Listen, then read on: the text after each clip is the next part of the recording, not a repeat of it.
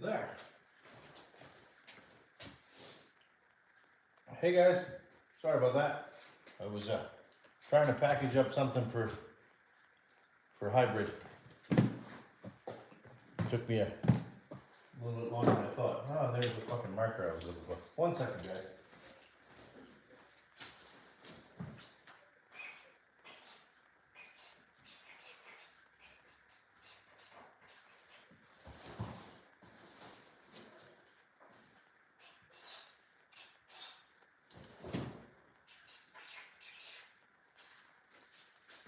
There. Of course, that car is a weird size, so it takes a bit to make a box to fit it. You take a big Jesus box and cut it down and make it fit. But I got it. Hey Corey. Hey Compass. Hey Jason. Thanks for coming. Oh, I feel like I'm rushing around today.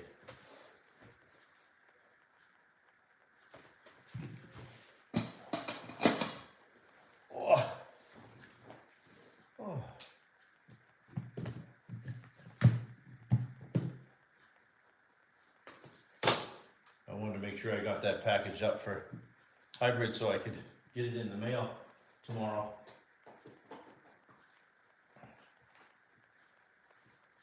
But I've been procrastinating and haven't got a chance to send it out yet, so. But it's done now. Hey Northeast. Yeah, so that Pico race car is all packaged up for hybrid, so hopefully I can get that in the mail for him tomorrow, and then that'll be good. I did get you guys were with me last week when I got the original radio and stuff put back in this one, and through the week I actually managed to change the servos and everything over in this one so that it has high voltage servos in it now, as well as the original radio gear. So it has the original digital radio gear, but it has high voltage servos. The original stuff wasn't horrible, it was just slow.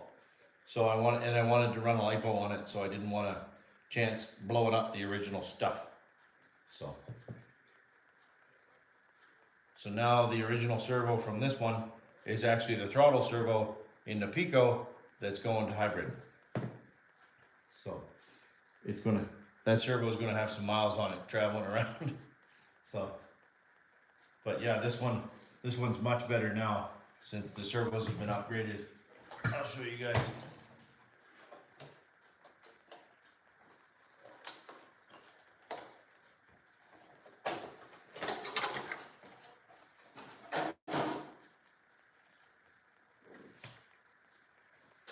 Hey John, thanks for coming. Hey Joe. I was just telling the guys, I upgraded all the servos on this one evening this week, and again it's back to the original radios, but now it's on a lipo. You can see the steering is much better. Before it was kind of lame.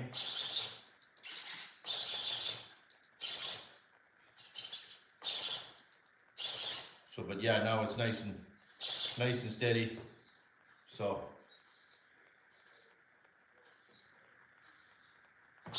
But yeah, so these, I don't know if anybody uses them or not, but these, the Musi Blue high voltage servos, they're really good. And like the blue ones, the red ones are pretty decent, but the blue ones are the best. Like for buggies and stuff, they're just way faster, and the response time is super instant. So they work really well. John, I'm sorry, I've been running around like a chicken with my head cut off all day. Did you do a live today? Sorry, buddy, I didn't get a chance to look. Yeah, I got no complaints. And then, like I said, I love the little lipo batteries that I use in these. Now they fit so much nicer than that big old hump pack.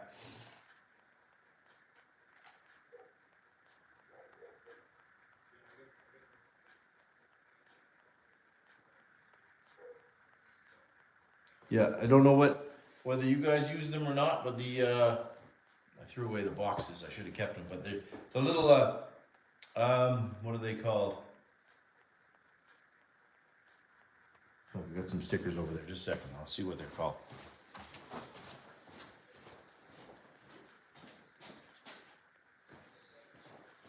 Bike Mile. They're lipos, and they come from, they're actually on Amazon, and you can actually get 2 packs of them for like $50 or less. I can't even remember. I think it might even be less. The lever on the wrist. Is that on the? You broke the lever on the Sen? You were running the Sen today?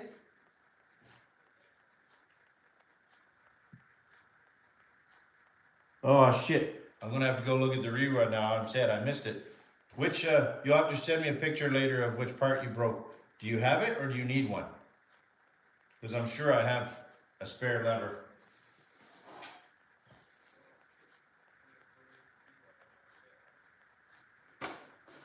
I'm sure I know I have a few pieces, like linkages and whatnot, new old stock for that thing.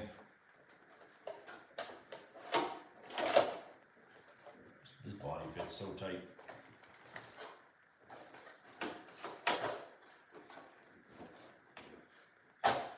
There. But yeah, this one's pretty much ready to rock now that I got all that done.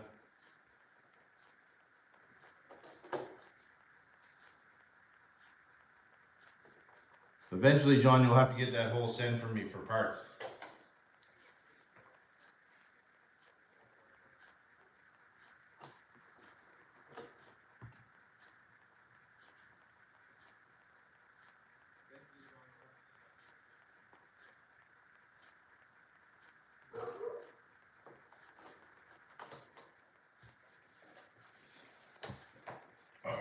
Yeah, that one's pretty much ready to rock now that I got all that shit done.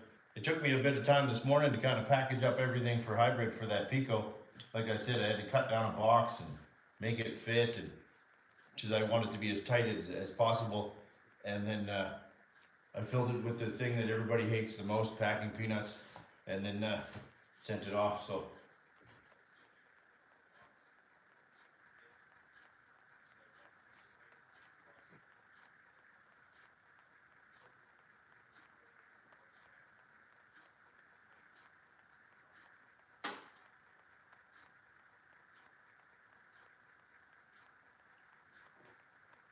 yeah, so like I said, this one's pretty much ready to go now. So I'll put that up top there. And then this one's, I'll put it up, put it away. But I figured I'd show you guys the servos.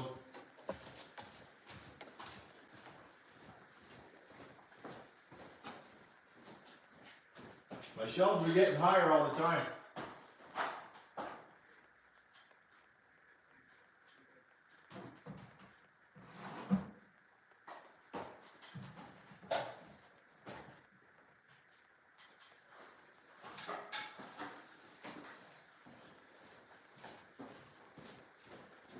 I usually try to be better prepared for my lives, but today I'm a bit of a space cadet because I wasn't sure how many people were actually going to show up with the football and everything else today. So I figured I'd throw her on and see how it goes, but I figured everybody would be watching football today, so I wasn't sure how many.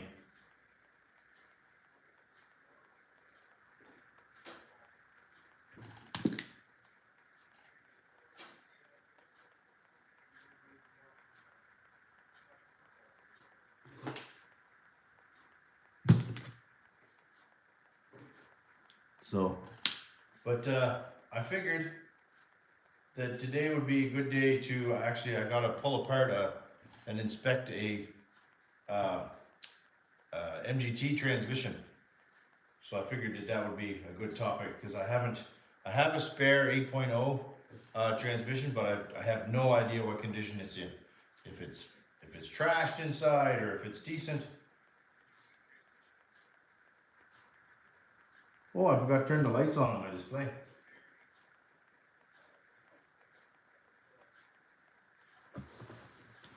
Just hang on a sec. Sacrilege.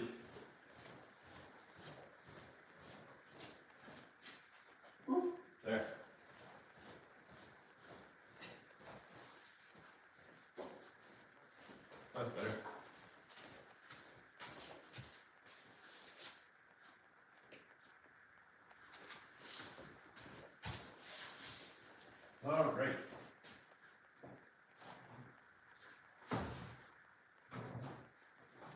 Let's get some MGT bits. This is my MGT bird bin. One of them.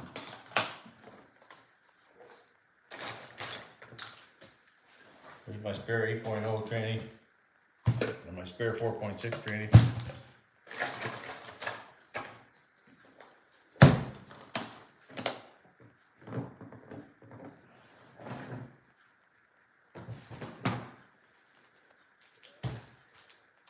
This is the one I'm most curious about.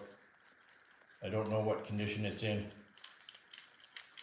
It feels good, but I'm not quite sure.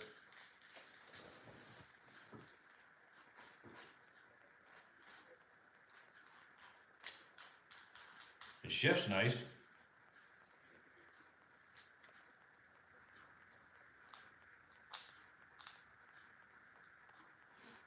And it doesn't have either hub on it.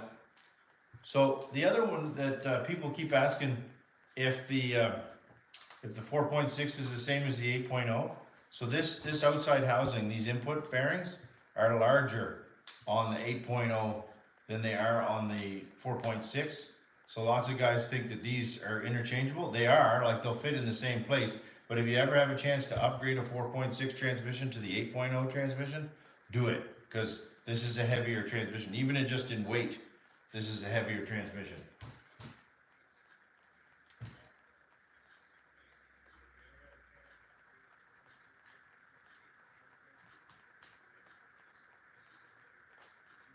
So, yeah, like I said, I don't know exactly what this looks like. I don't know if somebody filled it full of grease or what the deal is there. So I figured we'd have a boo inside and see what it actually looks like. So I'll just get the bench ready.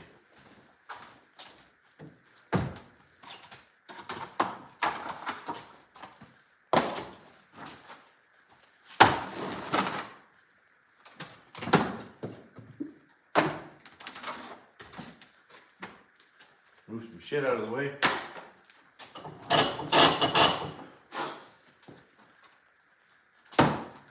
There.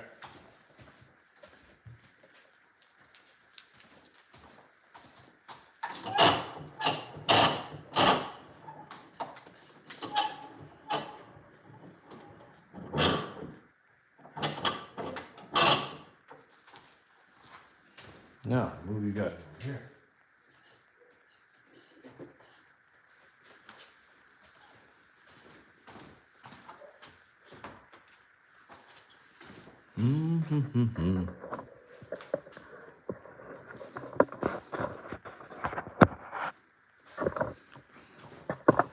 See if move you guys where you can actually see what I'm doing. There.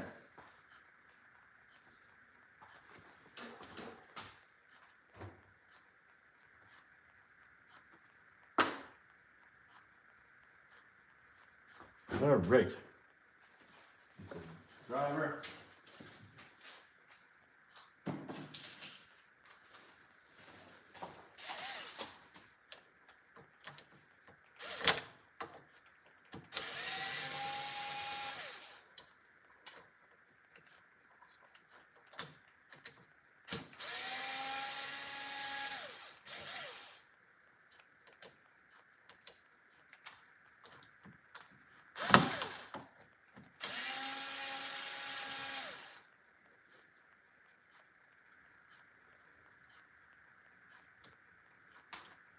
I like to do this in the vise just because I find if you lift it straight up on the MGTs, then it gives you, everything kind of stays in one piece. Otherwise, if you kind of try and do this horizontally, shit falls all over the place and you're trying to hold too many things at the same time. I mean, to each their own, but this is the easiest by far. Ooh, somebody got a little carried away with the grease. That's what I was wondering about.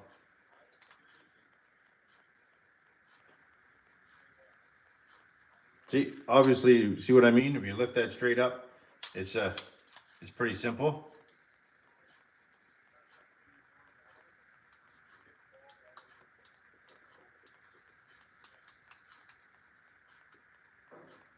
Yeah, somebody filled this full of lithium grease. They take a little bit of grease, but not quite the level of schmoo that's in this one.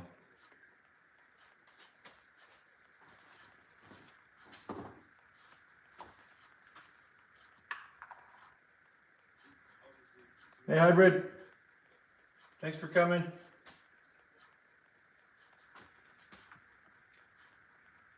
Like I said, if you do them in a vise or something that's clamping them, that's kind of holding them together, they're a lot nicer to take apart. That's kind of nasty.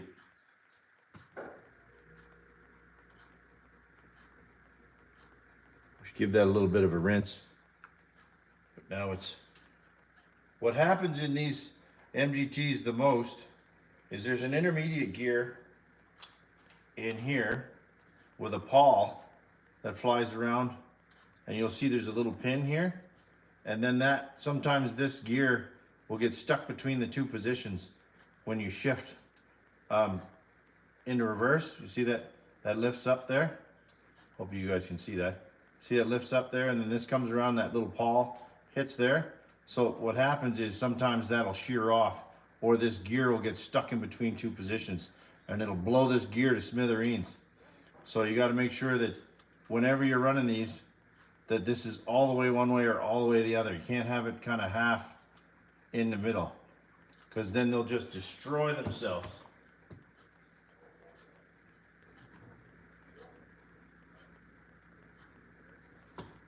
It's actually not full of dirt, it's just full of that shitty grease. But the MGT transmission also is all metal gearing. So if you, like I said, anybody that has a chance to update 4.61 to a 8.0 tranny, like the best thing with them is doing that.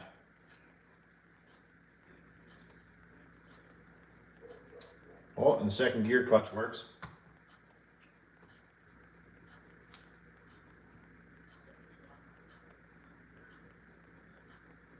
Hybrid, I was packing up the Pico today. That's what I was doing when I was a little bit behind rushing around when I got onto the live stream. I got it pretty much all packaged up for you.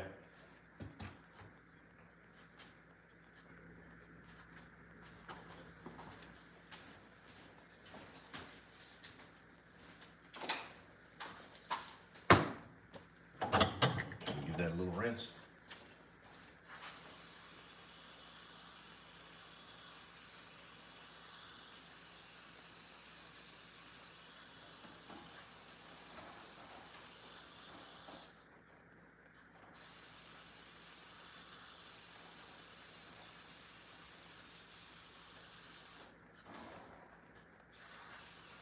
That's better.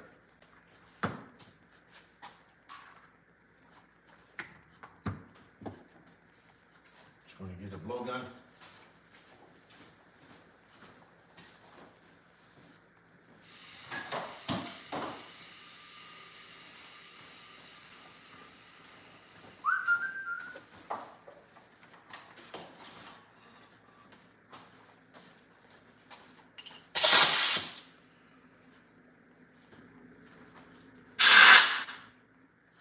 Let me know if I smooth the camera.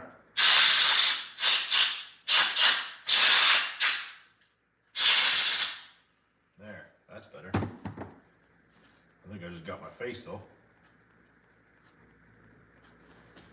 There, BM.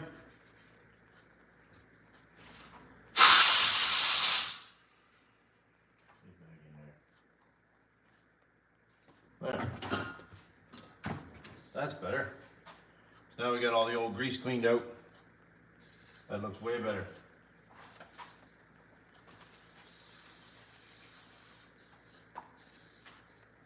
That's it for that can.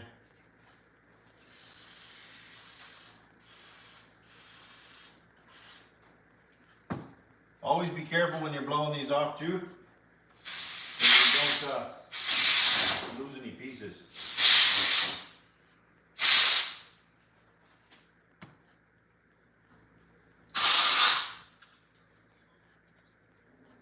There we go.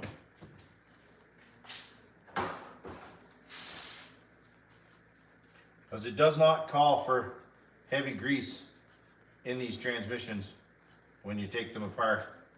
So I just usually use a little bit of white lithium or some garage door opener lube, and it seems to work really good. Lots of guys will get a little bit carried away with it, and then you'll find the second gear doesn't work properly. So you want to kind of be a little bit careful with it, because it just gets, the second gear gets super sloppy.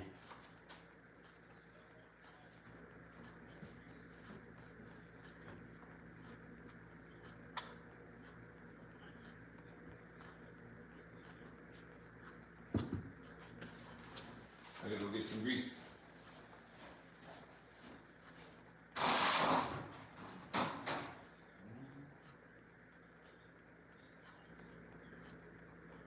Where is it?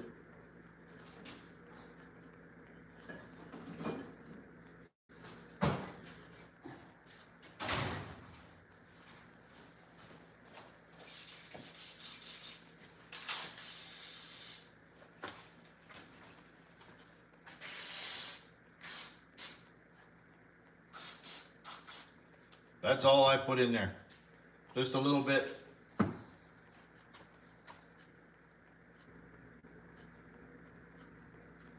Nothing heavy. And this garage door lube works pretty good because it stays sticky, so it doesn't get all shitty.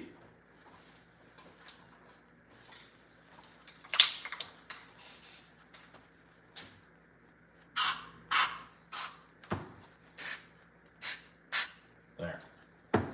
Perfect.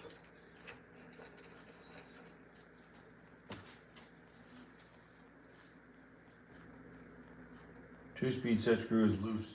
Oh yeah, I've seen that before. I wonder if somebody probably backed it out too far and it probably popped that stupid spring out of there in that second gear paw.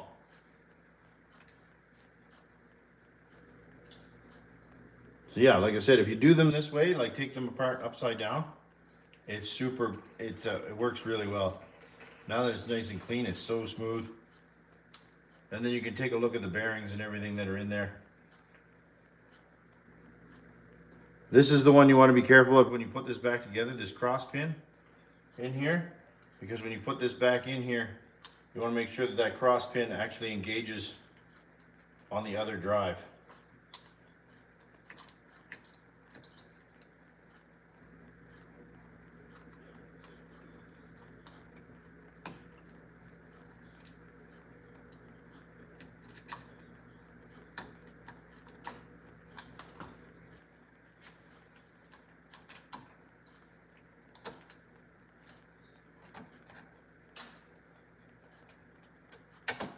There it goes. You see, you feel it when I turned that and pushed it back down, you heard it pop. That was that cross pin going into that other section.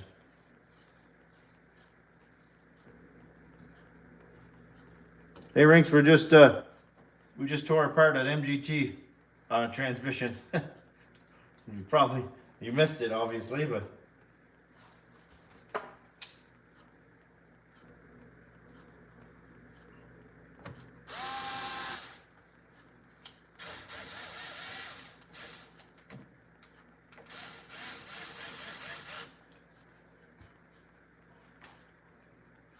and then always, with these transmissions in particular, don't just start in one place and work around across, because it's pulling down, I think 4 or 5 bearings into the same retainer. So you don't want to just go one side, because I've seen people split the case trying to do that, because you won't have a bearing seated quite properly.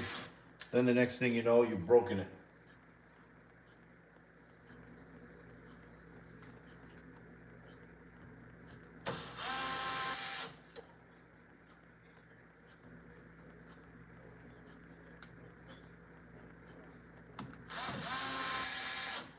I mean, that's kind of the rule of thumb with every transmission, but you just kind of want to make sure that you don't just crank it in this corner, because it'll cock and then you'll blow the case apart.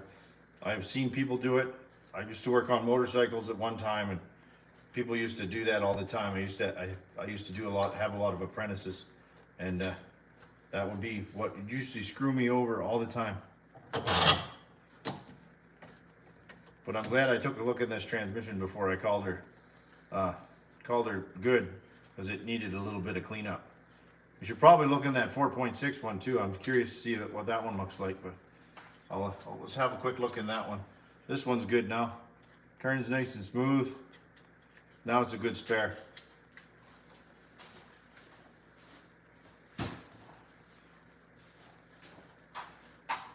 Now,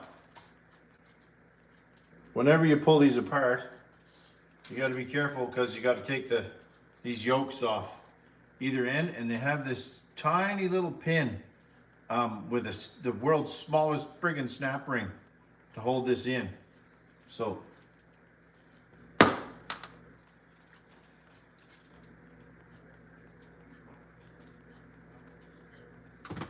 take that other snap ring out of this side.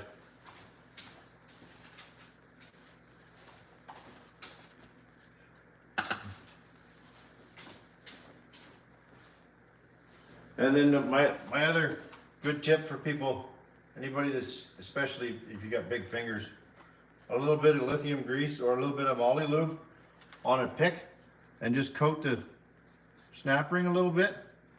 That way, if you lose it, it doesn't go fucking flying, and it just drops and stays.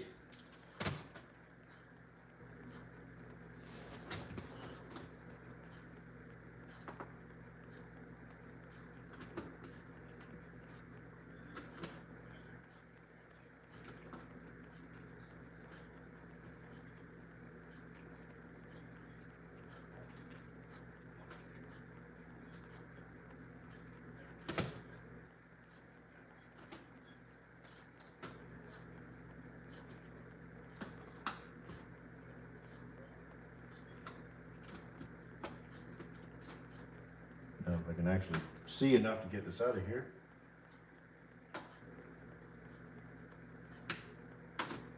Come on. Yeah, once you kind of lose these snap rings too, they're a bugger to find, because they're a weird size. See? Snap ring just stays on the pick.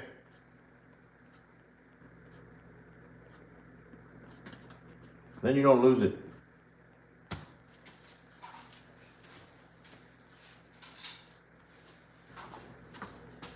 Trust me, I speak from experience.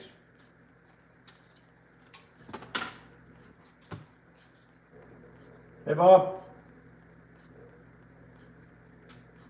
what's it like today for temp? Well, it's a nice balmy -15. So it is getting a little bit warmer, but it's still not by much.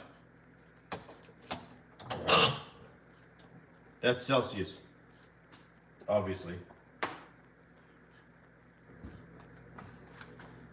I better take that off the end of this pick, or I'm going to lose it.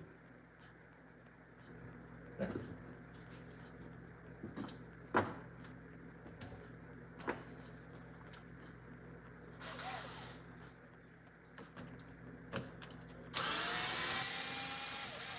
That's warming up here, Harold.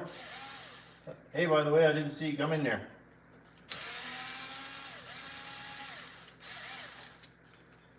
We're just working on some MGT transmissions, some of my spares. It's been a while since I've actually been into this, into a 4.6 transmission.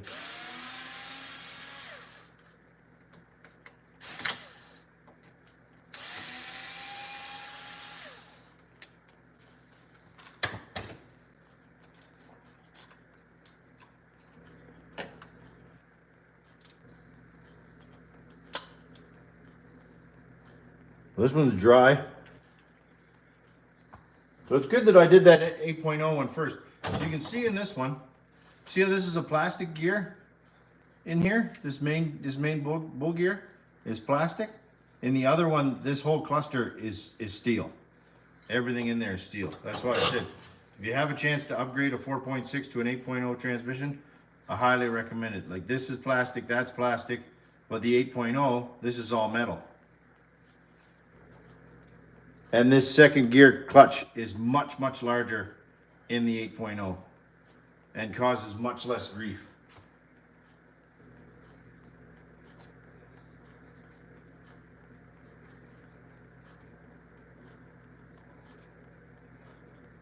Harold, I used to take these apart once a year just for just to troubleshoot and to make sure they were good, and just to lube them up and clean the dirt out of them. This one's in good shape. The one side is actually pretty nice. I'm quite surprised.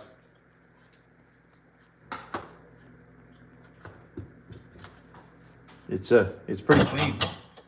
You see, it's a little dry, but whoever was in here at least used white lithium, so which is good.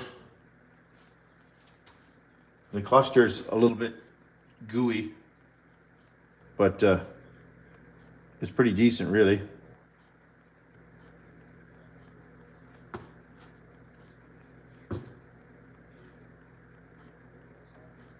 It's a little bit dirty, but not bad.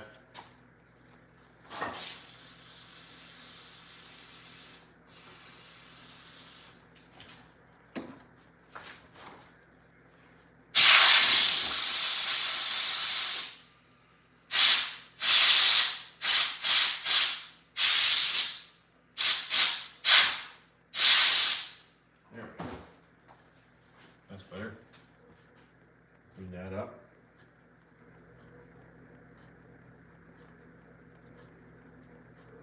Well, there's it. Compass, the only, and the other thing you'll see is there's two bearings on this input shaft on the 8.0 and only one on the 4.6. So this whole shaft is just much heavier supported on the 8.0 than the 4.6. So it's just, like I said, just a generally great upgrade. If you ever have a chance to buy a parts 8.0 and you have a 4.6, swap the bits over. Trust me, it works. It's a really good mod.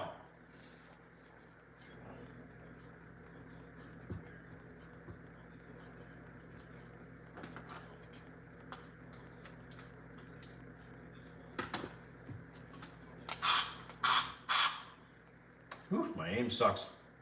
Oh, see something? Check it out.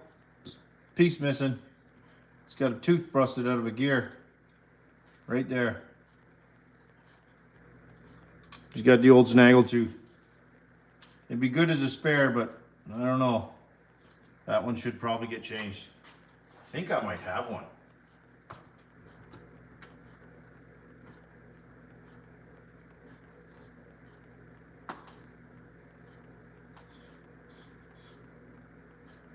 You know, I might have this gear.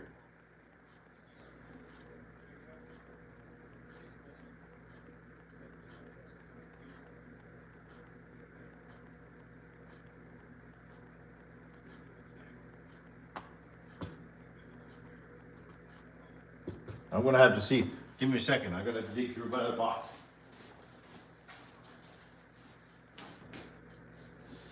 Oh, what box is that in? No. Where is that? Not there, not there. Oh, there it is.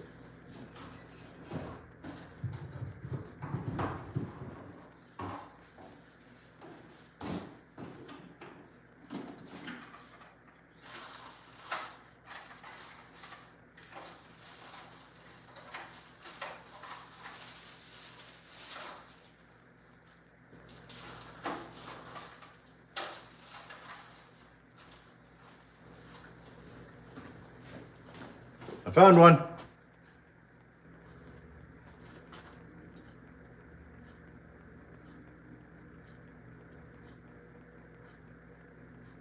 It's the same size too. Perfect. Just gonna knock the bearings out and swap them over.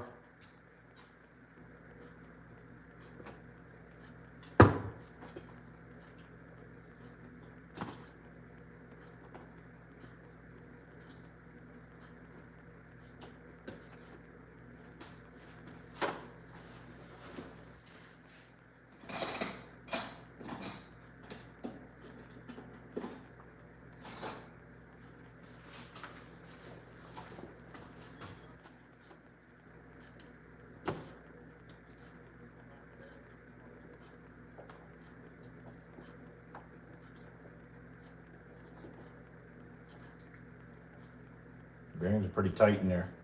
Hopefully they come out. I don't know if I got a set.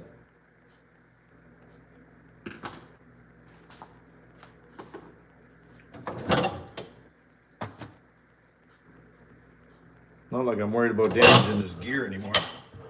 It's kind of fucked.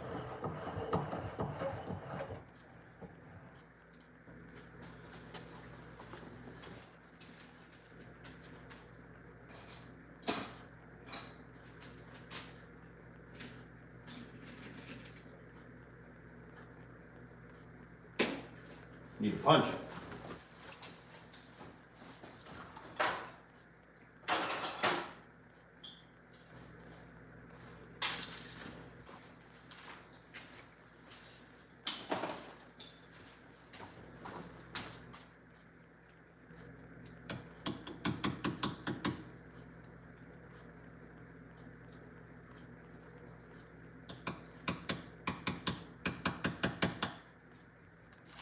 Well, it's coming out.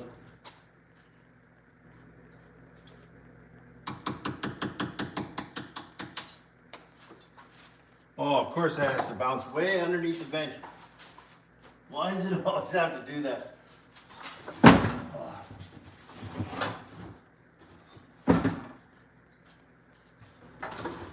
Bear with me, guys.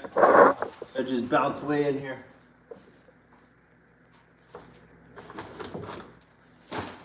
And I gotta dig.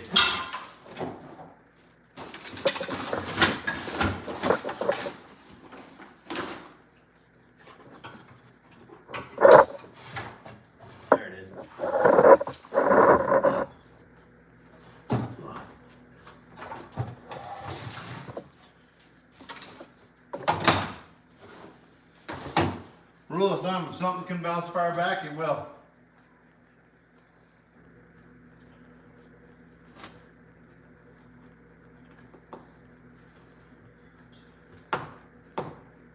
One bearing. Flip that over and knock the other one out.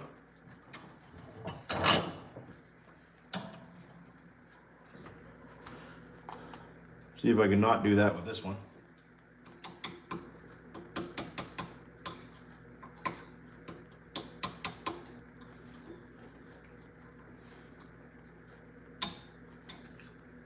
There.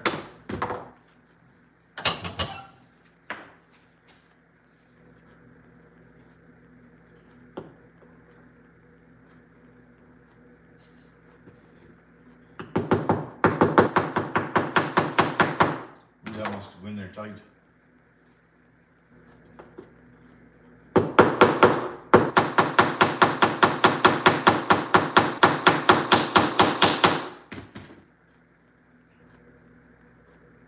Cool. Perfect.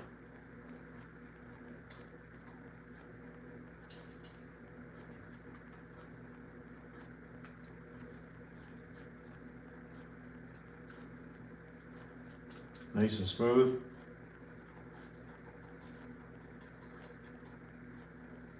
Perfect. Push that back on. There. New gear.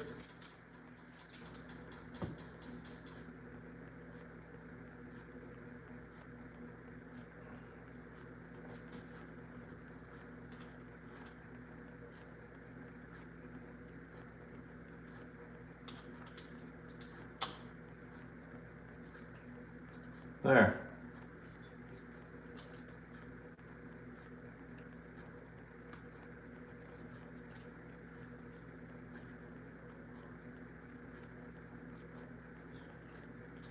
That doesn't feel like it's in there all the way.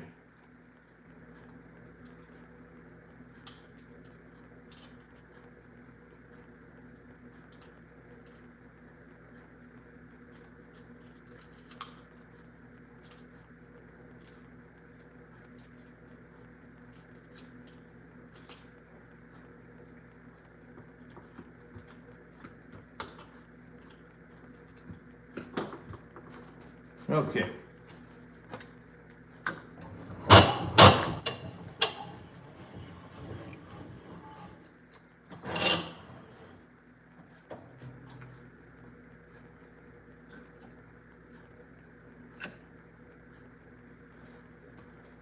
That back in there. A little bit of lube.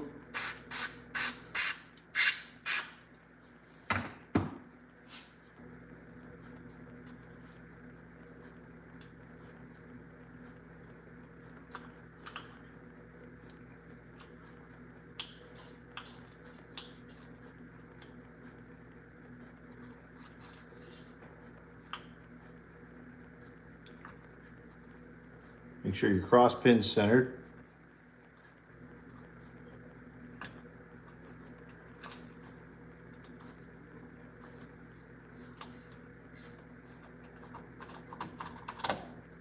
There it goes.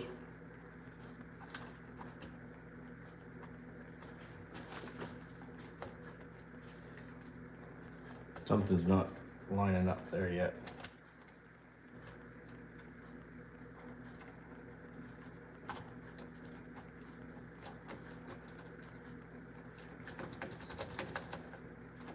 See what I mean about the case not dropping down all the way? So if you don't have everything lined up,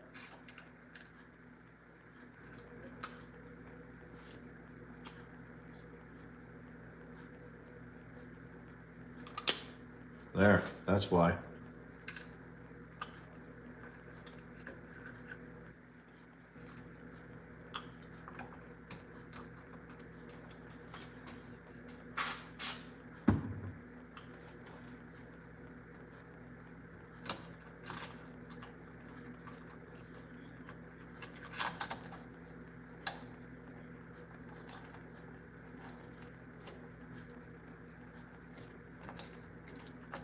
Something still doesn't feel right there. Something's binding.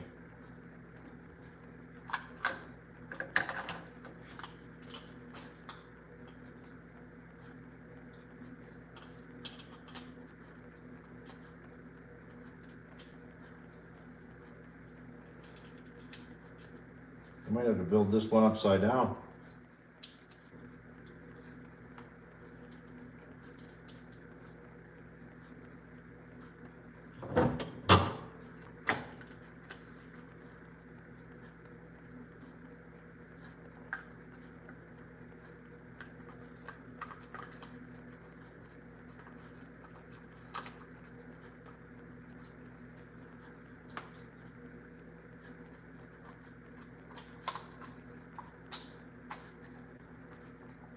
Something still does not want to drop in all the way.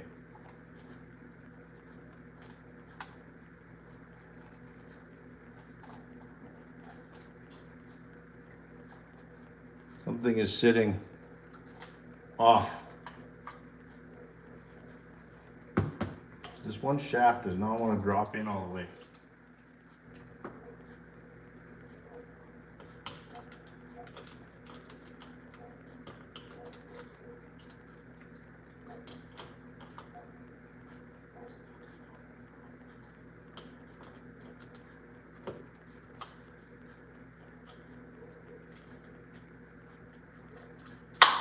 There it goes.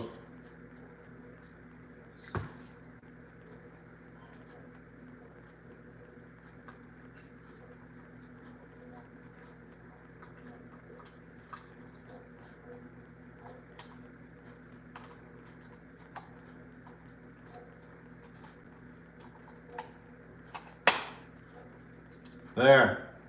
Now it's together all the way.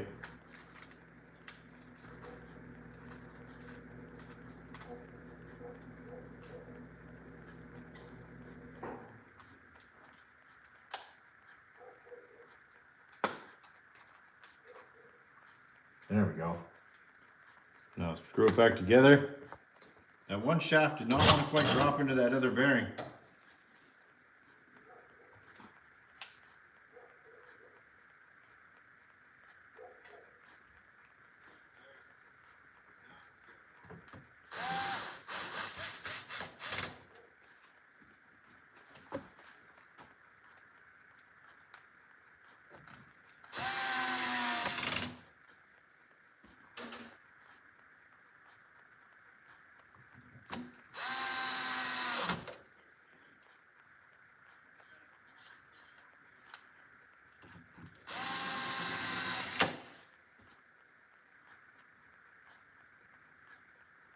That's why I like this little Ryobi driver too.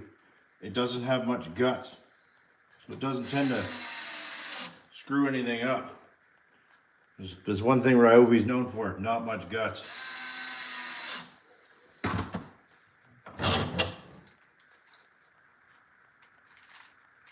There we go.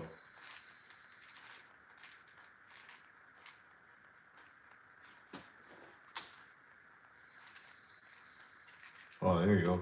Turns like a new transmission.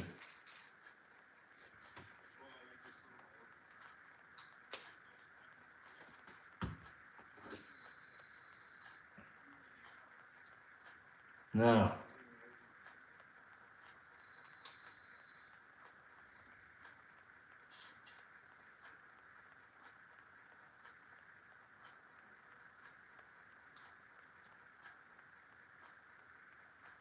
man, you haven't had much luck with that Sen, hey? Addie? John? That thing breaks on you every time you take it out.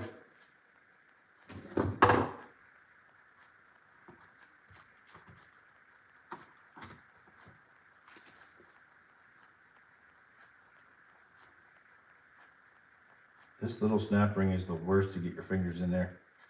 Put it back on.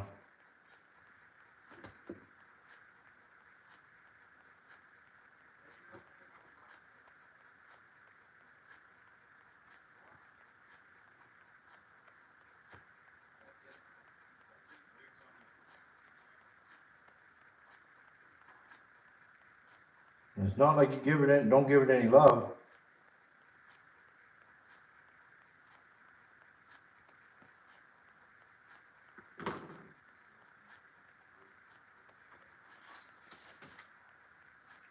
This is the worst system. I will say, I love the MGTs, but this pin is the shit.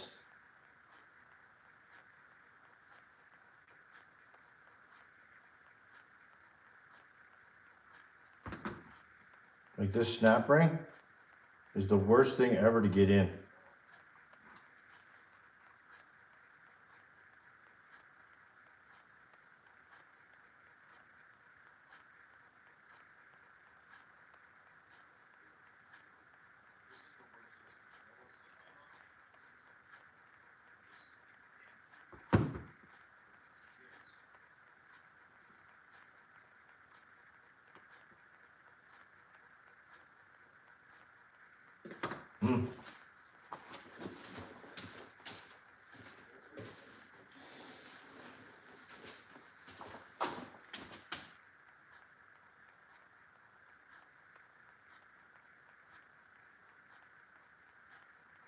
It is not very conducive to fat-fingered mechanics.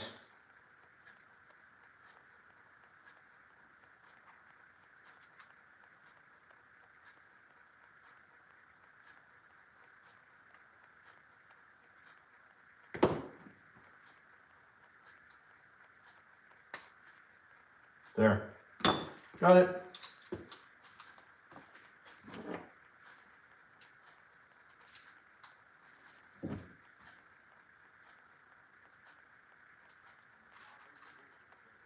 There.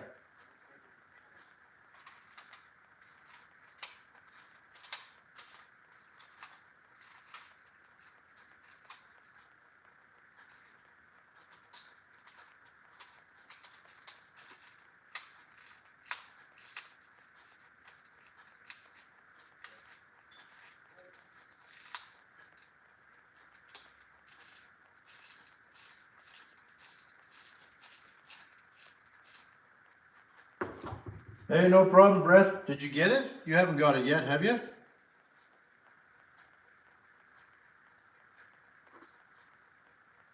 There. I will throw that in my critical spares.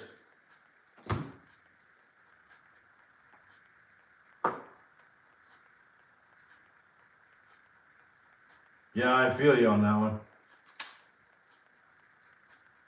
Travis. But I got pretty short, wide hands, and I'm a mechanic, so it doesn't it makes it tough for some of the small parts for sure.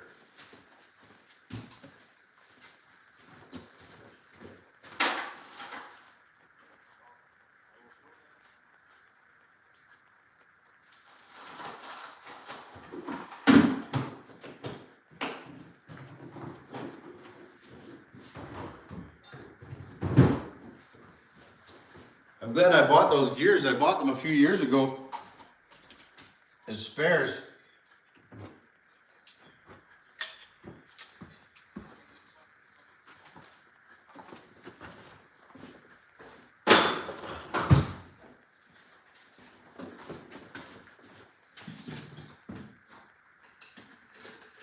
All right. Those are gone through. That's good. Move you guys back over here now.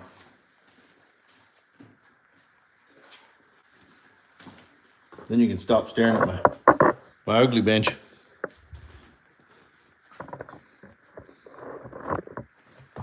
There.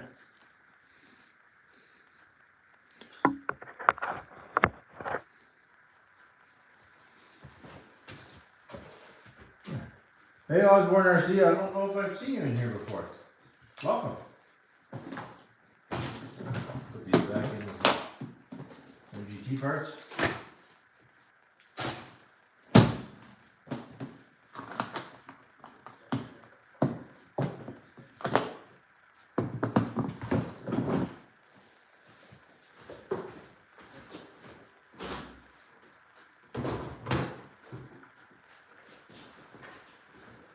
Hybrid, you still on there?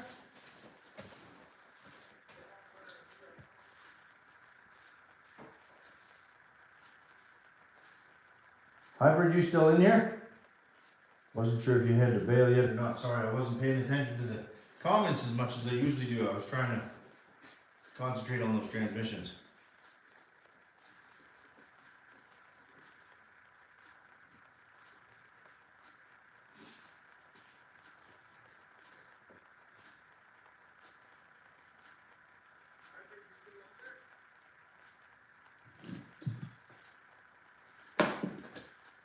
I'll wait and see if he responds for a minute before I carry on to the next thing.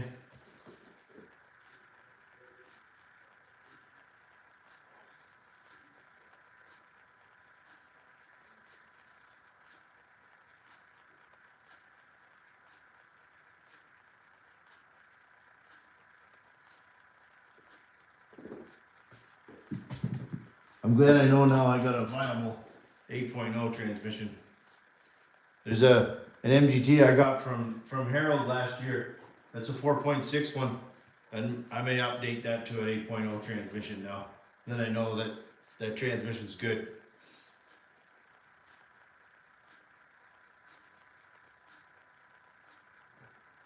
Yes, I have. I have quite a few that are actually they were brand new that I bought. I don't believe in just buying used. I believe that we should all support the new stuff a little bit, or they won't make it anymore. They'll just quit making it. If all we do is buy used, you got to buy some new stuff.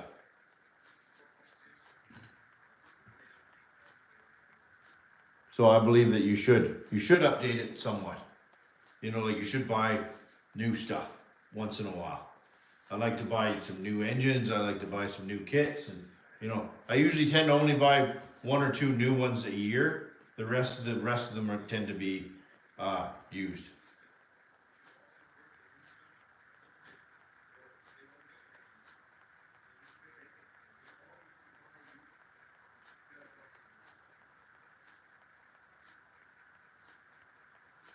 Do you agree? I take it, Travis?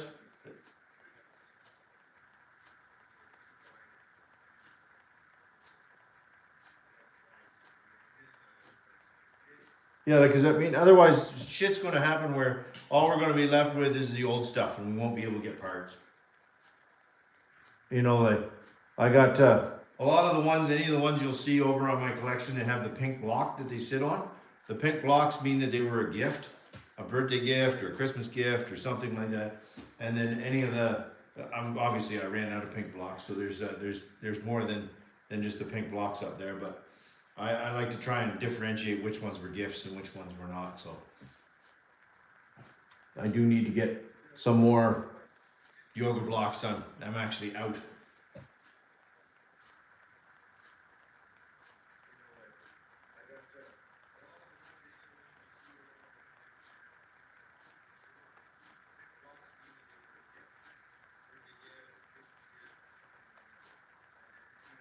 purchase it.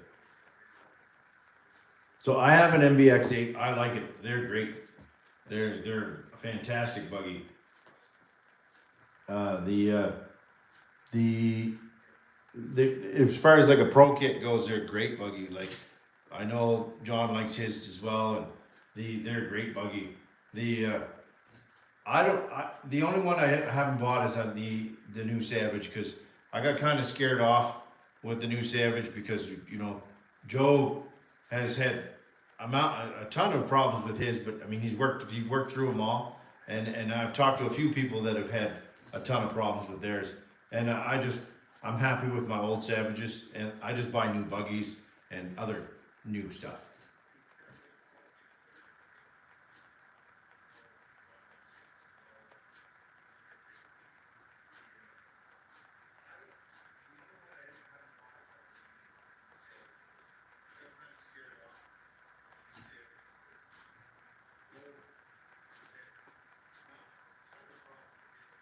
Yeah, the new Mugen would be nice. I'm looking at the new Agama, and I got a friend of mine in Edmonton who's actually sourcing me a X-ray. So I'm hoping to have an X-ray in the next while, and buggy, and then an Agama, and then that should almost complete my stuff.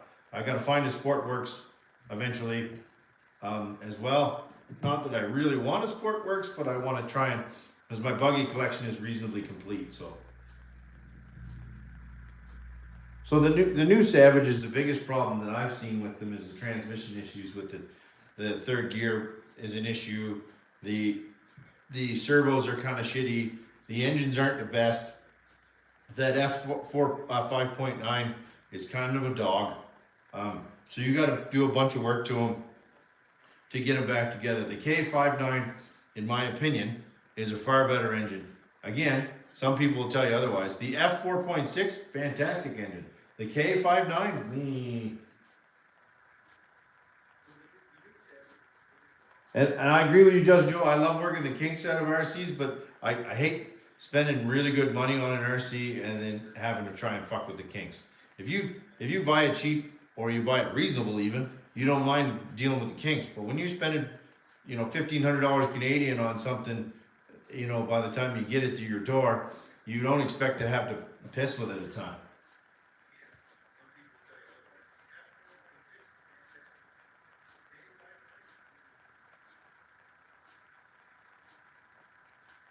Oh, there you are, Hybrid. Hey, Hybrid, I just wanted to show you. I got her all. This is the box. So she's all boxed up. I had to make the box.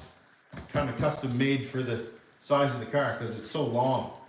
So I'm going to do a little bit more taping on it just to make sure it makes it to you in one piece. And then I'll get it in the mail hopefully tomorrow for you. So.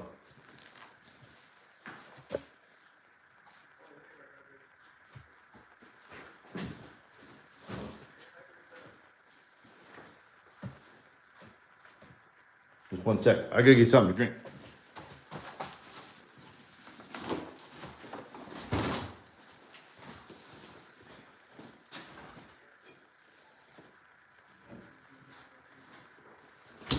Feels like a cream soda day.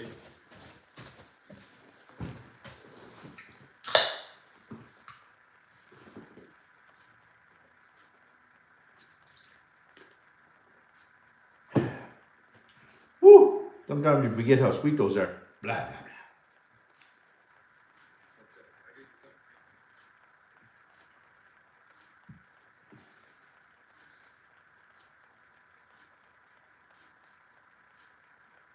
No, the deal was worked out with Hybrid was the Pico race car and the USA one. The Pico is going to go to Hybrid because he's got a great place to run it and he'll treat it as such and take good care of it. And then I have wanted a original USA one for quite some time, and Hybrid has one. So I sweet talked it out of them, and they'll both go to good homes. So I'll get the USA one, which I've been looking for, and Joe will get Hybrid will get the Pico.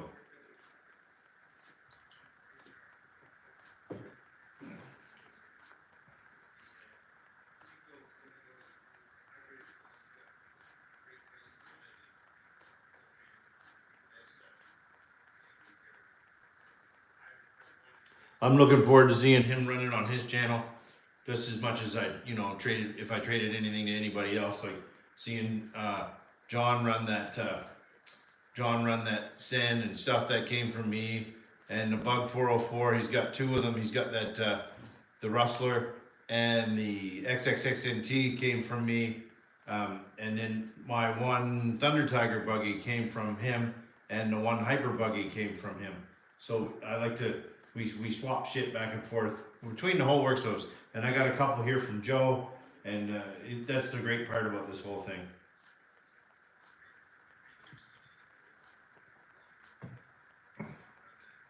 Yeah, it was the Pico Genesis.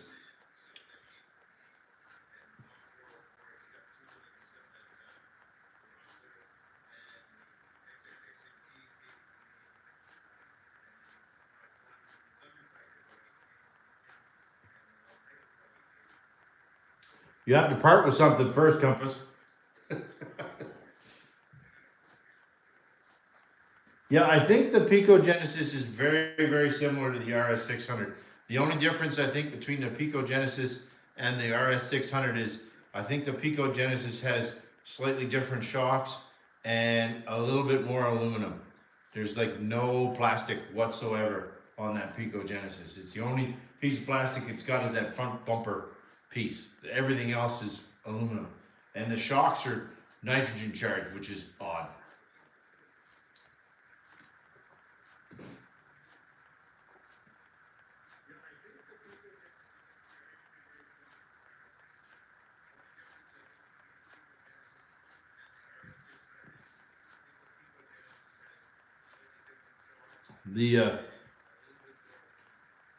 So I know we were talking about, you know, what did I buy that's new or whatever. I'll show you. Let's go for a walk over to the shelf.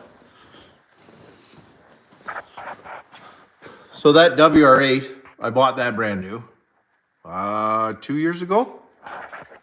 And what's the other one I bought new? That 8T I bought new. That 8T I bought new. That 8 I bought new. The Kyosho was new. The Serpent was new. What else was new? That B4 I bought new. That was my 50th birthday gift. That MGT I bought back in the day, new. But that's a replacement of the original one. I don't have my original one anymore. And what else is new? That's it for new from me. And you said what's next to the? That is a. Pardon me. Excuse me. That was that one beside it is a Offna Pirate. The 1/10 scale Offna Pirate. So, yeah, with the paddle tires. But yeah, so and then when I built this, that's my Mugen, right there, like John's. I have a couple videos on my channel with that one. But this one, when I built this one, I kind of put all the best stuff in this one. It's got the brand new reds. It's got all new Savic servos. It's got the reds pipe. It's got the, you know, all the good stuff in this one. Best electronics, best like power. Even the on-off switch I bought was the best I could get for it. So, you know, so that was my when we talk about new, you know. And I will say, I saw Hybrid said something about the WR8, but the anybody that is interested in the WR8, when buying, hold on a second, I got to read that comment. But whenever you buy that WR8 is a fantastic kit. If I try and teach anybody or try and get anybody into nitro, that's the one that I tend to gravitate to, because his handle's so good. When buying used, you break the vehicles all the way through. I don't, Travis. I don't take them all the way down new. I'll pull them down enough to inspect them, and you know, just to get a good feel of them, and then you feel how the transmissions roll and whatnot, and then you kind of go from there. But I always at least pull the back plate off and check it, especially if it's been stuck, because just to look inside, because I have screwed that up before. I've bought a couple that have sat for a very long time, got them turning, and then I blew them smithereens because I didn't spend enough time on them.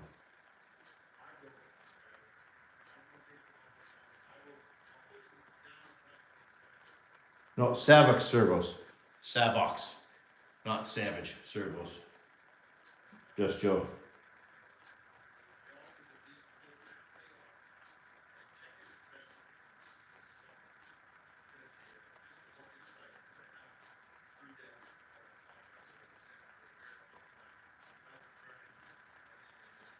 No, the red Mugen is not for sale.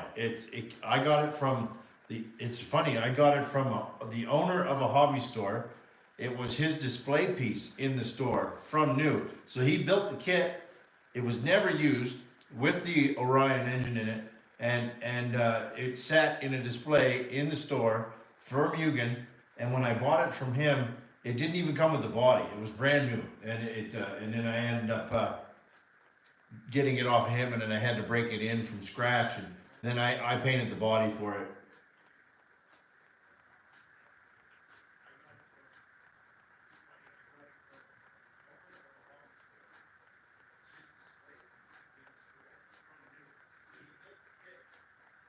Oh, I'll get it northeast. I know you'd like to see that.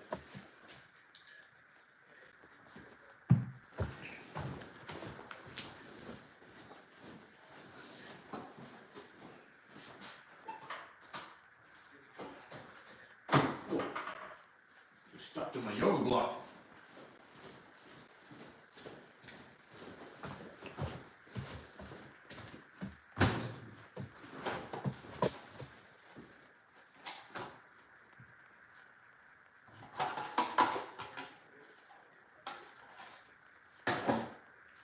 So, I'm not sure northeast how you tell which Orion that is. I believe it's the 5-port, I think. I know it is the snappiest engine that I own. That thing the throttle response is instant, like just instant. And it is amazing.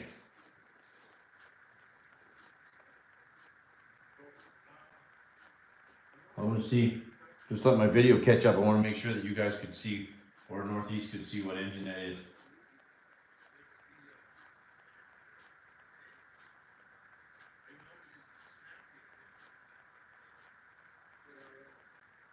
Yeah, I think it is. It was in a display.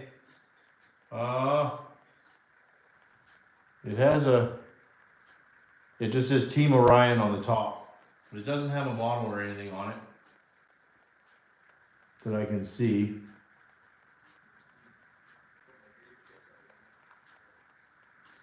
Yeah, this thing is, and the guy did a really nice job putting the lipo is kind of incorporated in the side here, so it fits in so nicely. Everything is just so nice on this buggy. I'm not a big fan of these black wheels.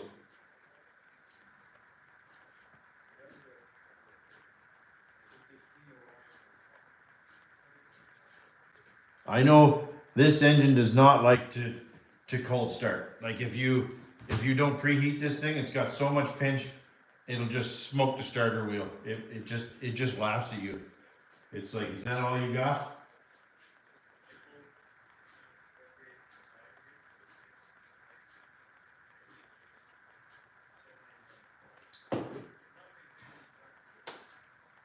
You like the black wheels? I don't know. I'm kind of a fan of the white wheels, but I like these tires. These little tiny pin tires. They're so good. They're Amaznia hot racing wheels. I don't think I've ever heard that. AMA ZZANIA. Kind of fucked up, but hey, whatever. They work good.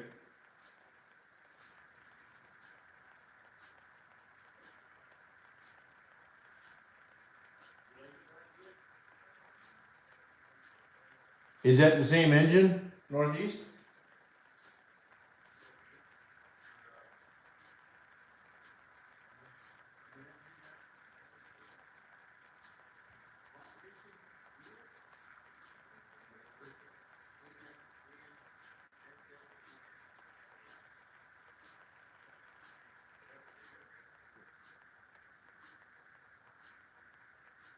You guys want to hear this thing run?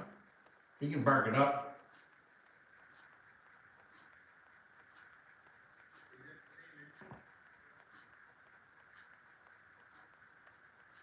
It looks the same, redhead. Yeah, it's an awesome engine. Like I said, it's super torquey. It's funny because it doesn't have a super high RPM, but it just builds all its power really low. Like it just super grunty. I can grab a starter box, we can bark it up.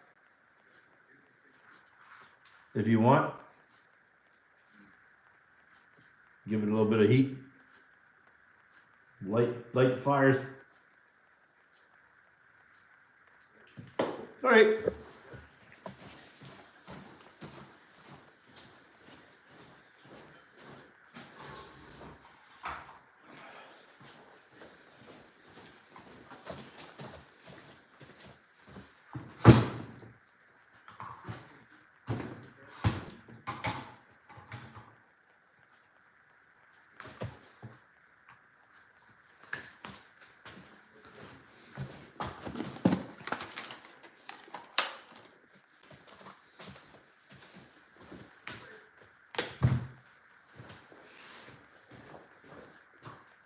Where's my green fuel bottle? There it is.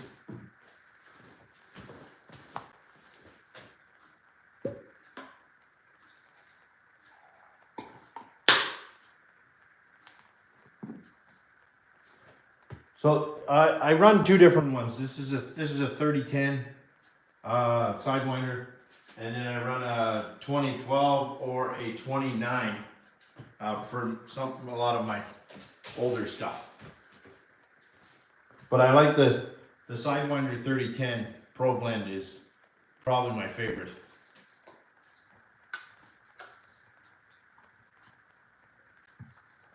Oh, that fuel line is on there.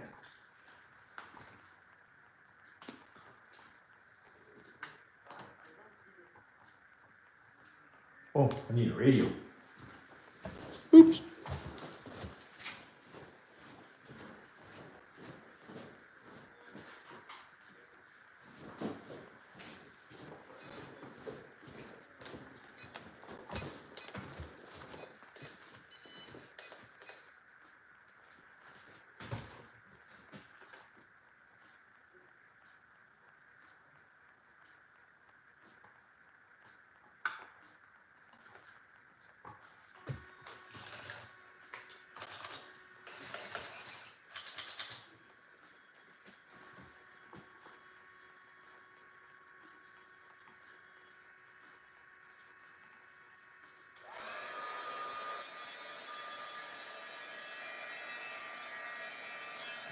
Well, I have done that before, Just Joe.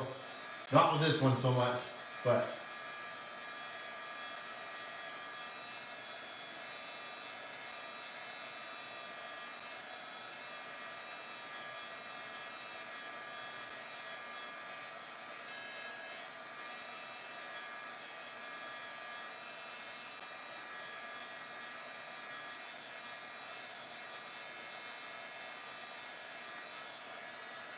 this one needs its heat, though it does not. It does not like to start cold. It's not that it won't start. You just can't get it to roll over. It just gives you the big middle finger. This is like, nope.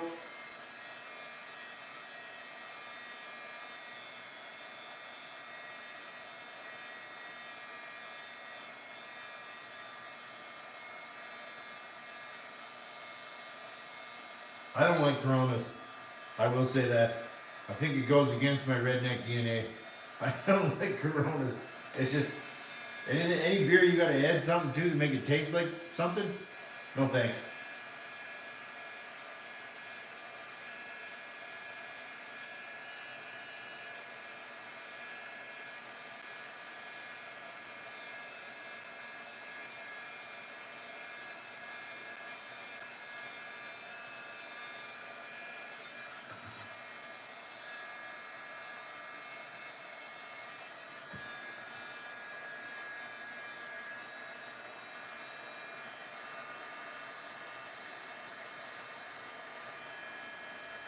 I'm more of a whiskey and a Budweiser guy.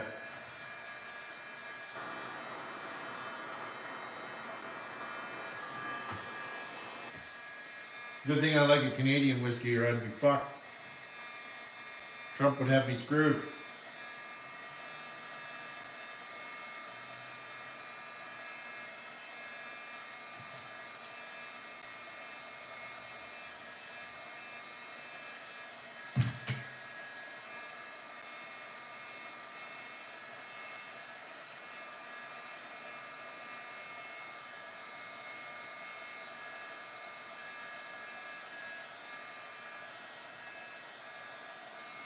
This is actually a little heat gun prep.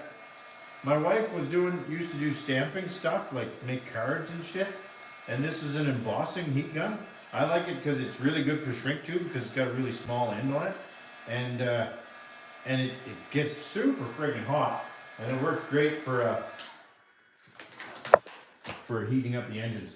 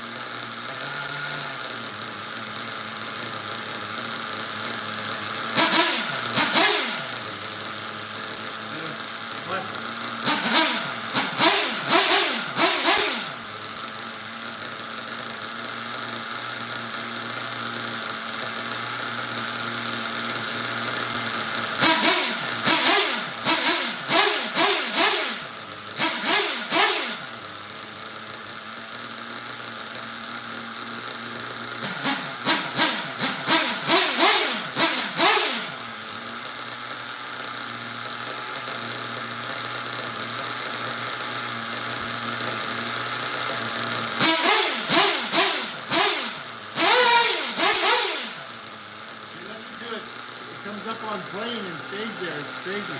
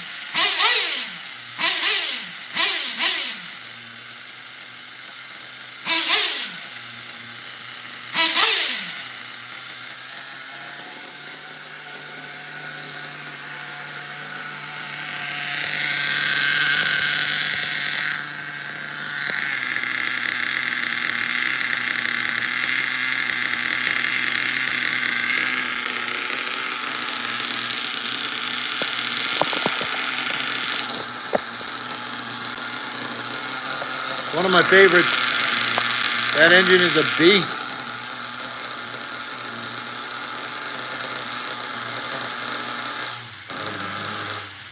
Woo, warm.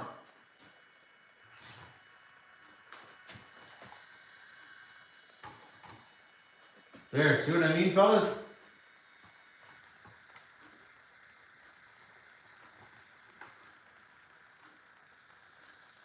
Well, you want to see it on the ground?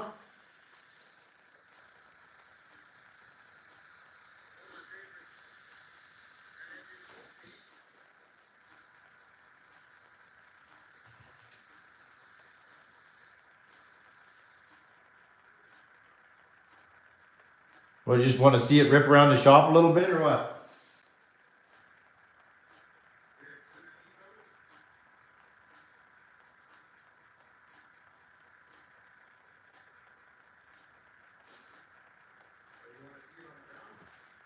We can blip it around the shop a little bit.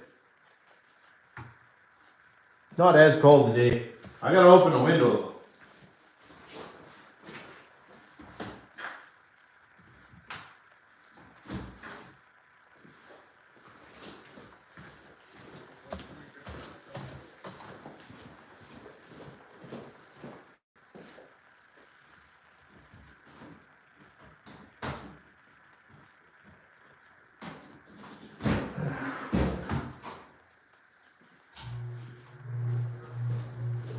I have to turn the exhaust fan on if I'm going to do that. It's a little gnarly.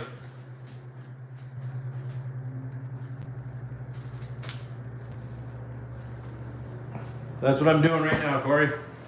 Turning the fan on.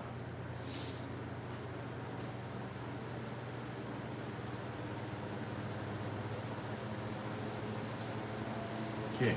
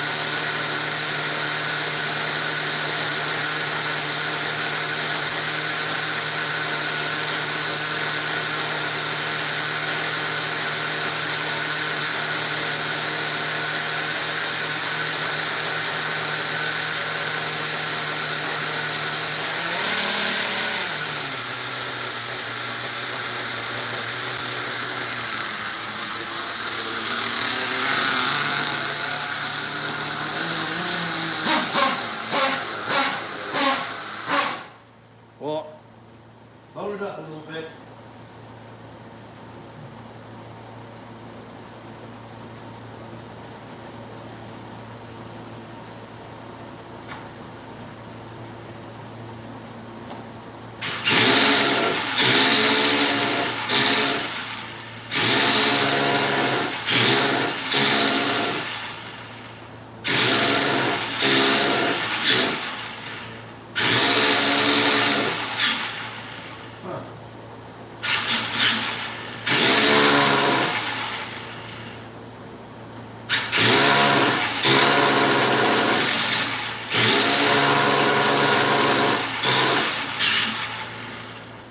I think my glove plug might have just died.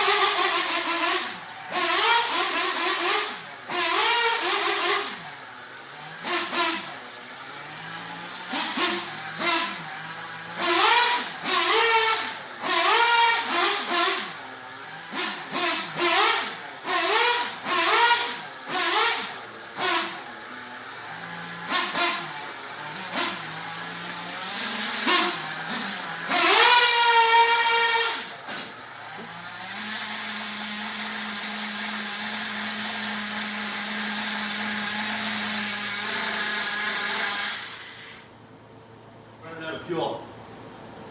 I know I heard it.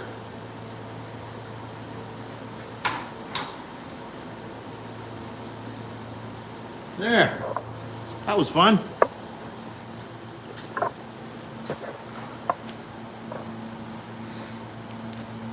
There. What do you think of that? They did good donuts, eh?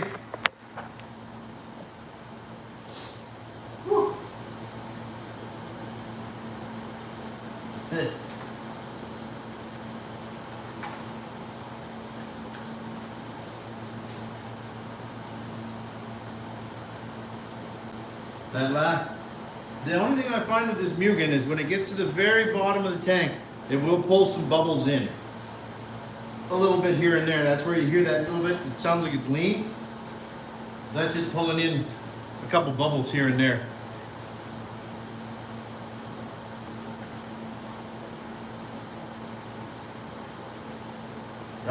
I've often thought of that, Just Joe, like moving some of my collection to the basement.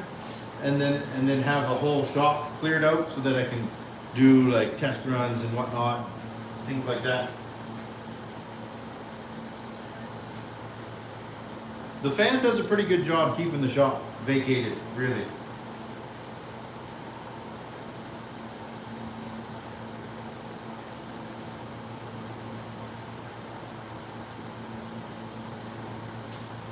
I always like to make sure it's empty.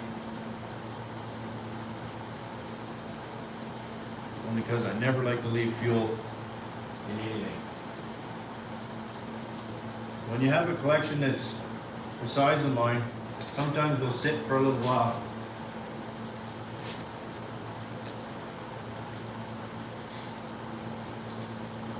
That was pretty much empty. It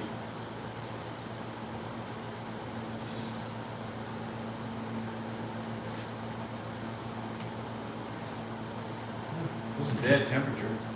I know it's been off for a few seconds, but that engine is so fun.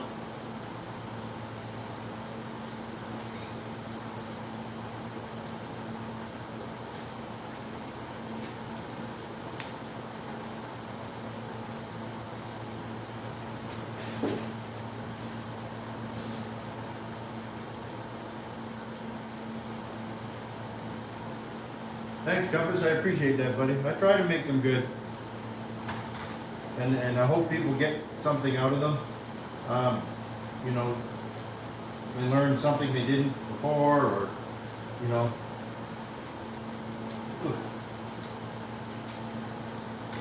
Let that cool off a little bit first.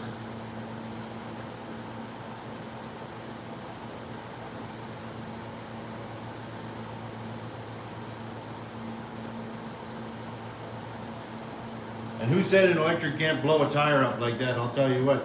Or the nitro can't blow it up like an electric. Because this thing does a pretty good job of making that tire really big. Did I lose a clip? I wonder if I did. Let's see it.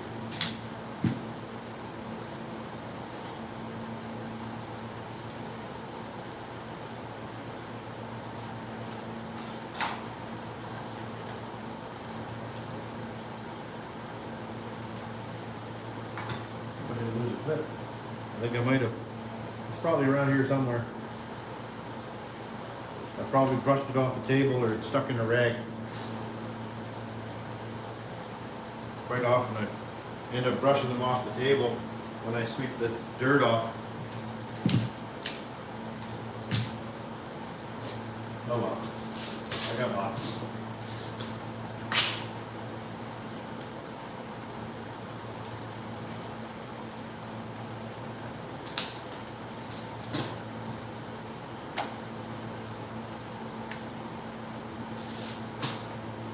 There. That's my Mugen, like I said. It's a great buggy. I do recommend them. They're good. This one and the Techno, and then if you go on vintage for me, it's the Offno buggies.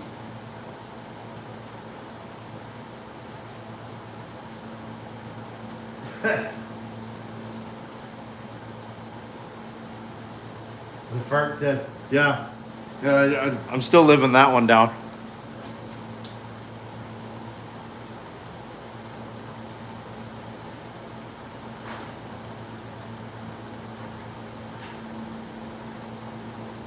let that fan run for a minute and blow the stuff out of the shop.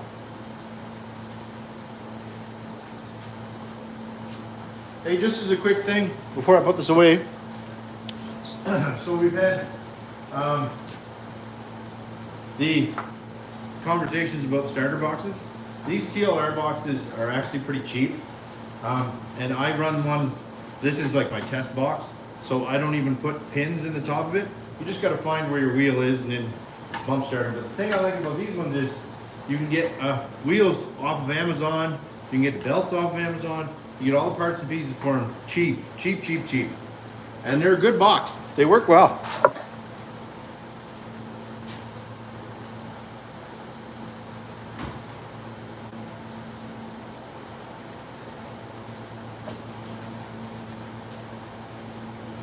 Look at that pin.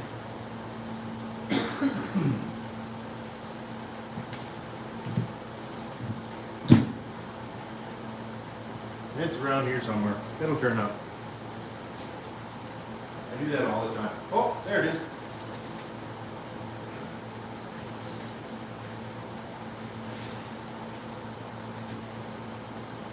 You can still find them, you can do, and you find them from time to time used, but they're a great kit, and they're really well put together.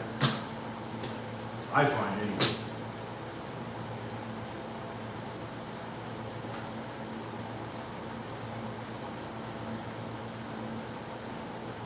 I wish I lived in a place where it was a little nicer.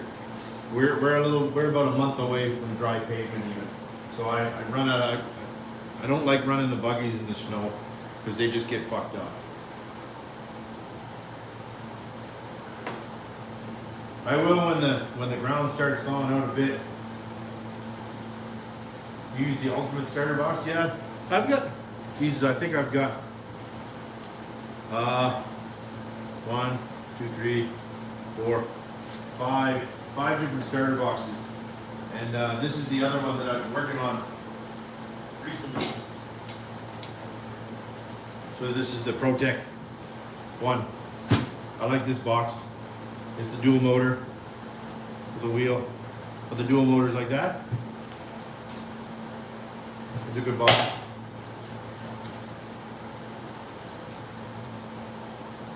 Hey, I take no offense for it, don't worry. That being said, any of you Revo guys, if you're a big Revo guy and you want a starter box, I have a specific, scarce as old shit, RV starter box. Needs a rebuild, needs a belt, but I have it. I let it go pretty cheap. And somebody pays shipping, and I'll send it to them.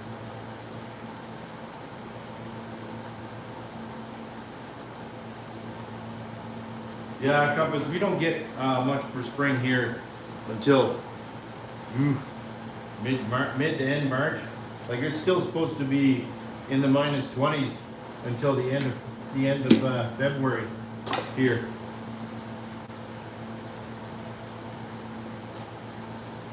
You need the Revo start box, Brad? Here, I'll show you. I'll grab it.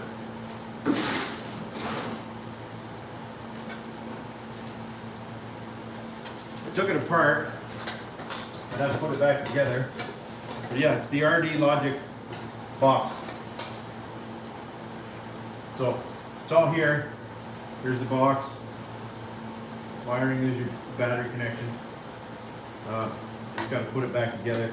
I just kind of loosely put it together so I knew where all the parts were. But the box, it's all here.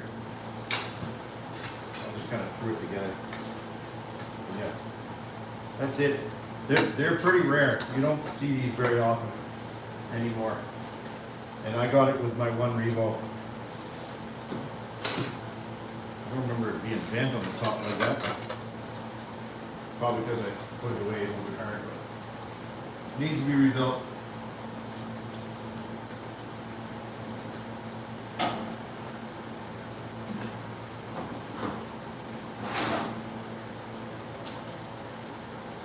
All right, Brett, I'll talk to you later about that one.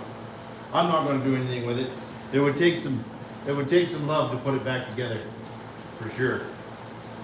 But they are They aren't very plentiful, that's for sure. Then they're specific, like that little button on the top is meant to hit the one control arm in the back, and the wheel goes up inside the Revo. I had a big block Revo that actually Joey got from me, and I had converted it over to Roto Start because I didn't want to deal with the starter box, and on that Revo.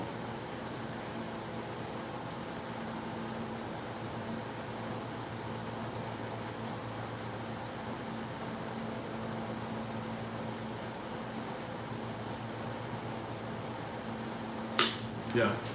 Okay, I'm just going to turn that fan off.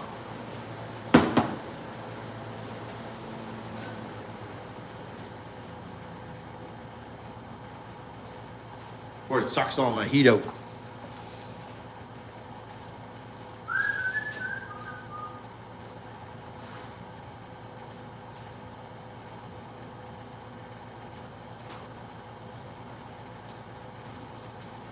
I am super impressed. I did not think I would have as many people here today, given the weather and everything else. The weather and the fact that it's football season. Oh yeah, I'm the same, Corey, with the snow. Sorry, I missed that comment.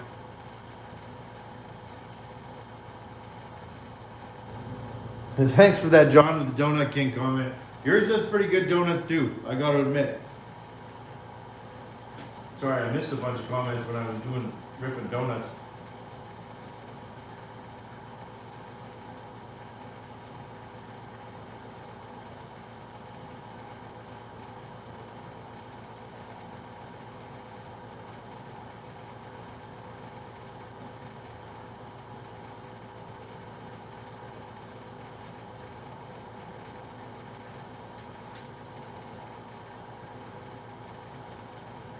Yeah, I think there used to be a race class for the Revo at one time. Compass.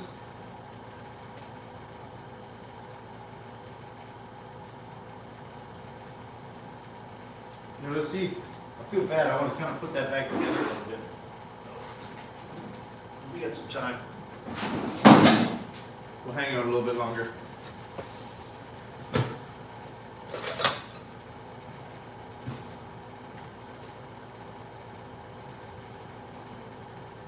I remember bending that, that's all.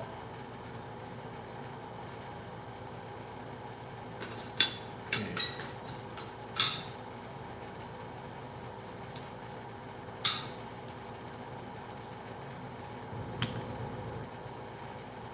This thing's been in a box for so long.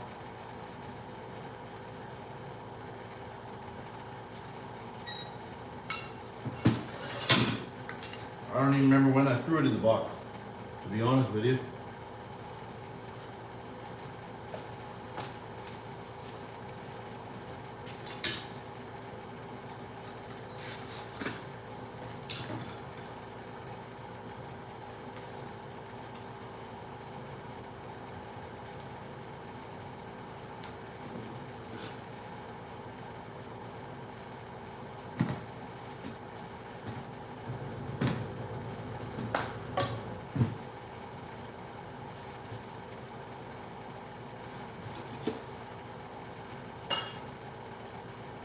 The fella I got this from, I'm not gonna lie, he was just straight up shithouse nuts.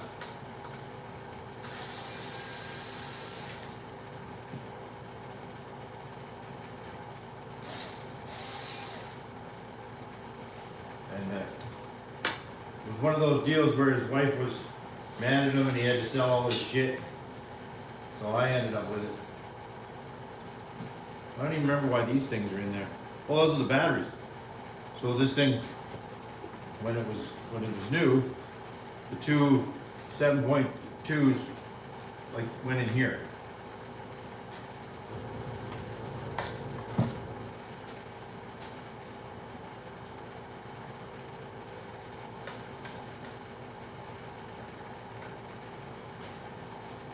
Oh, don't worry, Brett. I have no emotional attachment to this thing. I'm just curious.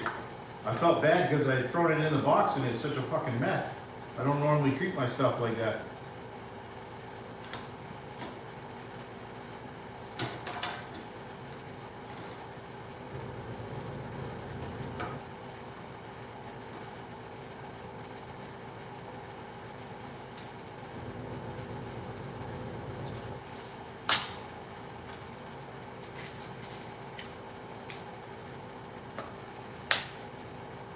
find some better sheet metal screws. These holes are a little bit fucked up.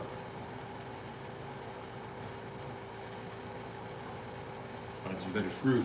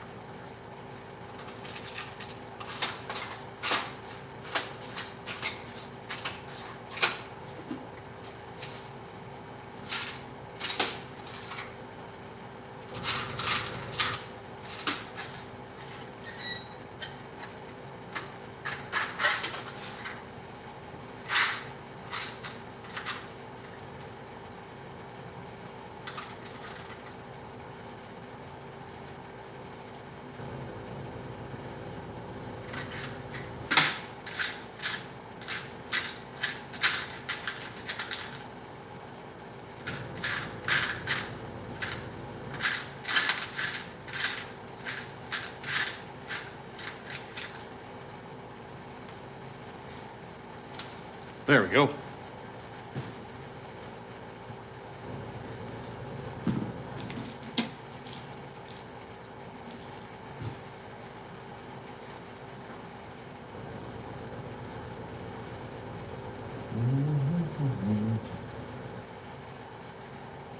Okay, find a bit for that.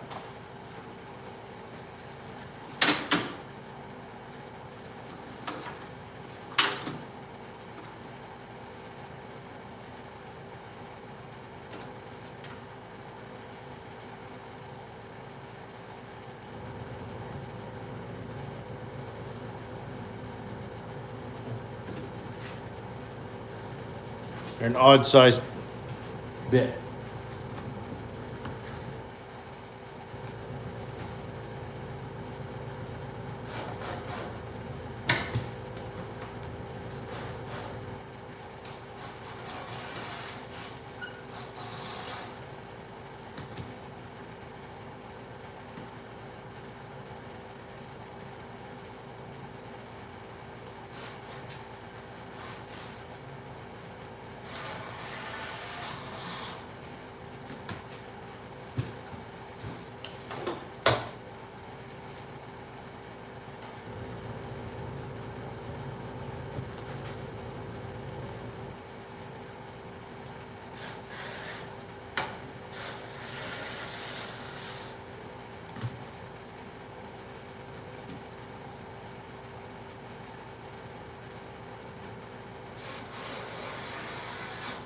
There.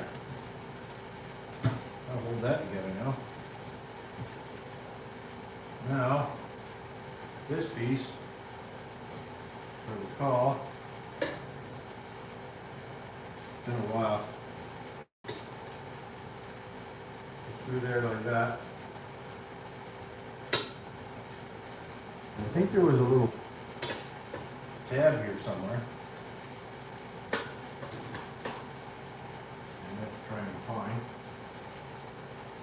There it is. There's a groove that it sits in. Couldn't remember.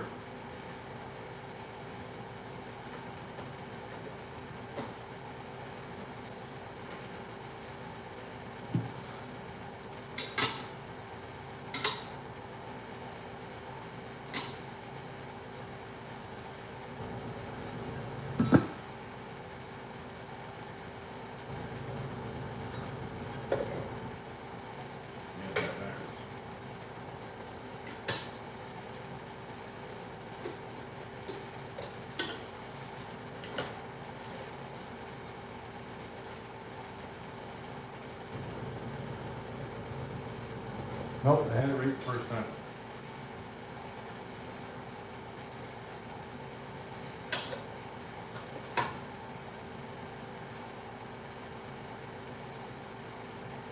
Yeah.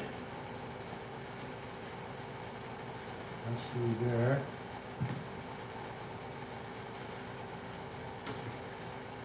Find some new screws for that.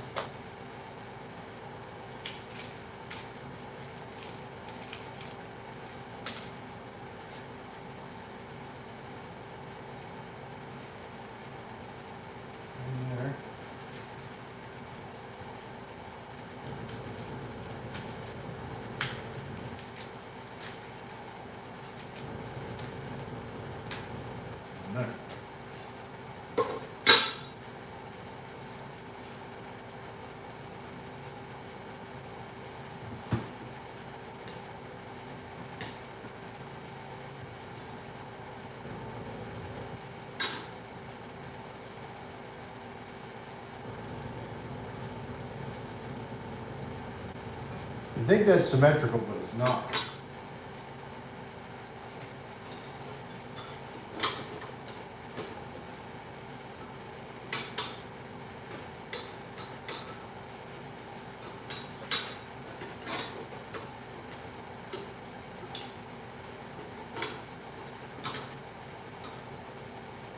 And I think the thing this thing needs the most is a new belt.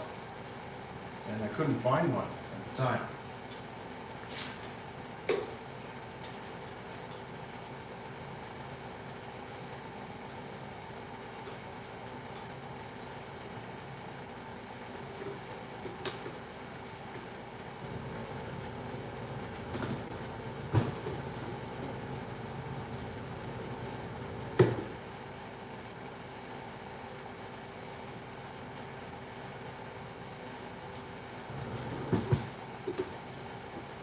Man, I don't remember bending that like that.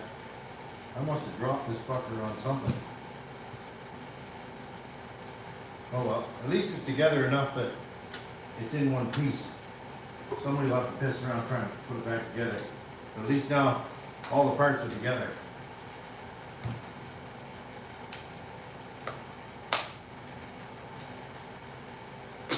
There. Yeah, see, so the Revo just pushes on there, sits like that. This pushes on there, and you can put your battery connection in there if you choose to, and then this just sits down like that. So, yeah, I don't know why this is a little bit torqued out of shape. I must have done something, whether put something heavy on it. Anyway, it's fixable. At least now it's in one piece. Kind of can't believe I put it away like that.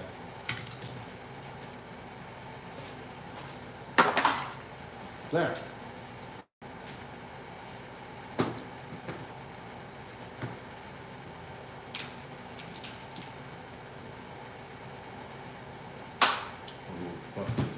Phillips screws can go in the trash.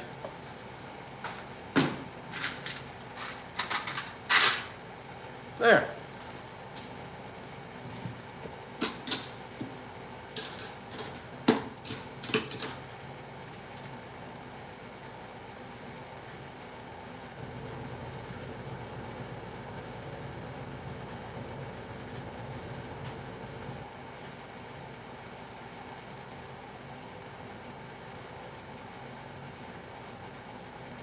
I'm gonna actually, I've got to work on a video this evening. I have a lot of footage that I've never done anything with from last year. So I think I'm gonna make a compilation video kind of all my running footages. This is like a montage type kind of video for just for shits and giggles. And you'll probably see that in the next couple days. So that'll be fun to make. I'll make that. Put that out, and then, so that'll keep you busy this evening for sure.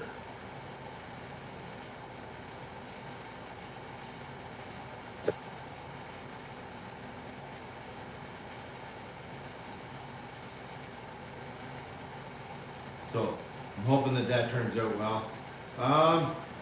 Other than that, guys, I know it's not as long of a live as I usually do. Seemed to be pretty action-packed though, which turned out pretty good for something that I kind of just pulled off the cuff. Usually I try to, plan some shit and make some stuff a little, have kind of a plan of attack on what I'm doing for the day, and then, but I think today that's a good time to cut her off, just with the Super Bowl shit and everything else, and everybody have a great Sunday, and I hope to see everybody next Sunday when it's not Super Bowl, so and I'll have something else planned for then, preferably a little bit more in depth. I'd like to actually pull that engine apart again on that, maybe that LRP, or maybe fire up that Arrow again one more time. But hey, don't worry, Travis. Thanks for coming, buddy. I do appreciate it. Hopefully, anybody that's in here can make sure they smash the like button on the way out. Would be greatly appreciated. Again, as long as I keep getting guys showing up, then I'll keep doing these lives on Sundays. I try to do them always at the same time. So you know, so people know when they're coming and whatnot. I try to put the link up on Saturday so that it's there for people on for time changes, so you can have a look and see when it is. And other than that, it's always try to make it the same time. The only time I'll ever miss one is if I'm driving across the country to get more nitros. That's usually about the only time that I'll miss them, because I'm 5 and 2 and Sunday's my last day off. But other than that, everybody have a great week. Be safe and watch out for the crazy drivers. And for those of you in Canada, watch out for the Alberta drivers. And we'll say goodbye. Have a great weekend.